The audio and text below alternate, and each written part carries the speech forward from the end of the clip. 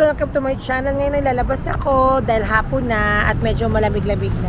So lalabas ako and I will just check the city again here in Hiroshima. So ayan yung aming hotel, My Days Hotel. Ayan. Ako nakatira, Hotel My Days. Diyan ako nakatira for another 1 week. So ayun, tingnan natin ang city dito sa Hiroshima.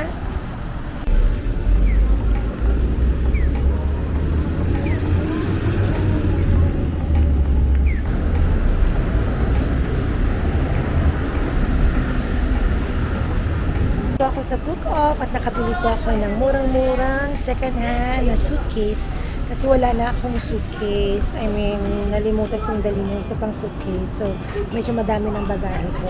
So, kailangan kong bumili ng suitcase pero ayoko naman ng new one. Kaya nakabili ako ng suitcase. Murang-mura po ng 3,500 nandito po sa Book Off, dito po sa Hiroshima. Papakita ko po sa inyo yung suitcase na nabili ko.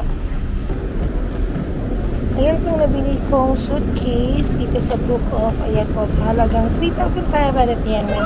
Meron ka ng suitcase. Ayan siya. I like it. Ayan, may second suitcase. Dito po yan nabili ko sa Book Off. Ayan ang Book Off. Charan! That's my favorite na pinupuntahan ko dito sa Hiroshima. Yung mga second hand na mga gamit dito sa Book Off. Ayan, marami po sila parang ano pa rin, bagong-bago pa rin po yung mga gamit dito sa Book Off. Ayan.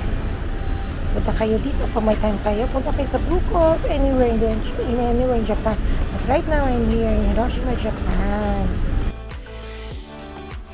Yes guys, ito na yung aking suitcase na nabili sa Book Off. Look at that guys. Ang linis-linis mo talagang kinis-kinis siya. So yun, murang-mura siya nabili ko sa halagang 3,500. Oh, ayan diba? 3,500 lang siya. So, it's around $30. $35. It's really still new to me. Second hand siyang nabili ko, pero napakakinis pa po siya. Napakaganda pa. So, I'll show you what's inside. Ayan. Ayan siya. Diba? Tukot na lining. Okay naman. Malinis pa. Malinis siya, guys. Ito sa loob, ayan. O, diba? Loob niya, ayan. At meron siya nakalagay na instruction pa paano ano yung lock niya. Pero it's in Japanese. Paturo tayo mami sa mga hapon natin.